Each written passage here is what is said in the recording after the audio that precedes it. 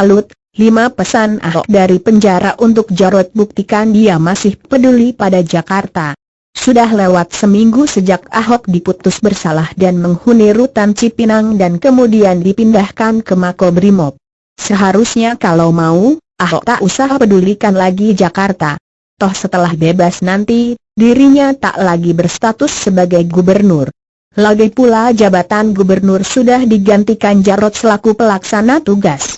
Untuk apa lagi capek-capek mikirin Jakarta? Banyak yang memusuhi, sekitar 57% warga tidak menginginkan dirinya menjadi gubernur. Dengan ini semua, wajar saja jika orang jadi malas, peduli amat dengan itu semua, toh semua kerja keras dan dedikasi tidak pernah dihargai. Hasil kerja selama 3 tahun harus dibayar dengan 2 tahun penjara karena kasus yang aneh. Hasil paksaan dan gerombolan sumbu pendek yang ketuanya sedang kocar-kacir ke luar negeri tak mau balik, tapi Ahok lagi-lagi membuat sebuah perbedaan yang rasanya sulit ditemui pejabat manapun. Bahkan ketika sudah di penjara, Ahok masih sempat memikirkan Jakarta. Meski sudah menjadi tahanan, dia masih saja merasa bertanggung jawab untuk membangun Jakarta. Salut bin respek untuk dia. Selasa kemarin, Ahok menggelar rapat di salah satu ruangan Makobrimob, dengan sejumlah pejabat DKI Jakarta yang dipimpin oleh Jarot. Pada rapat tersebut, Ahok menitipkan 5 pesan terkait program Jakarta saat ini.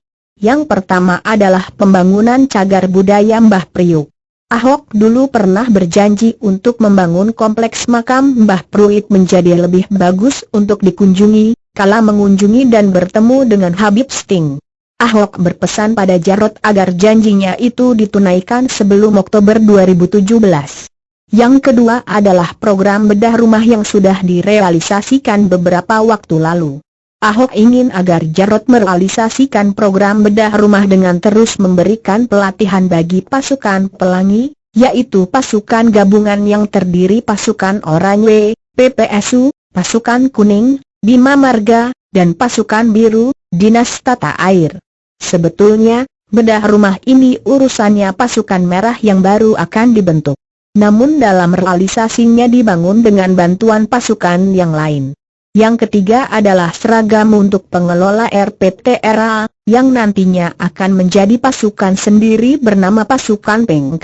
Selain itu Ahok juga mengusulkan agar pengelola RPTRA dikasih seragam karena berhubungan dengan ibu anak dan sebagainya. Yang keempat terkait dengan perayaan HUT DKI, yang pada awalnya akan diadakan di RPTRA Kalijodo, tapi Jarot memutuskan memindahkan lokasi ke Waduk Pluit setelah mempertimbangkan berbagai faktor.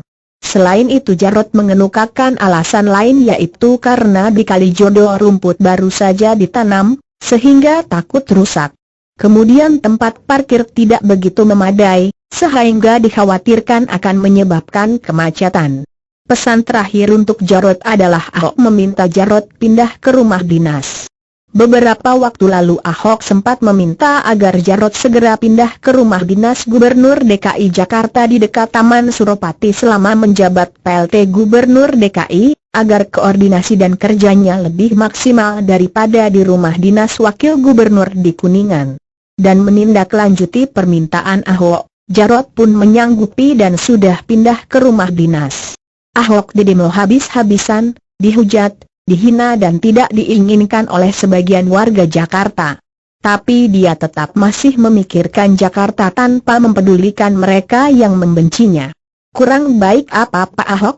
Bagi yang merasa sumbu pendek, lebih terhormat mana antara Ahok yang jantan hadapi kasus hukumnya dan tetap memikirkan warga Jakarta meski sudah di penjara, atau pemimpin satunya yang konon menggerakkan 7 juta massa, entah dari mana datangnya angka itu, tapi lari dari kasus yang dihadapinya?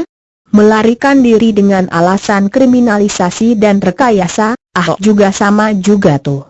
Yang satu tidak takut, yang satunya sok berani padahal nyali ciut. Beginikah idola para gerombolan sumbu pendek?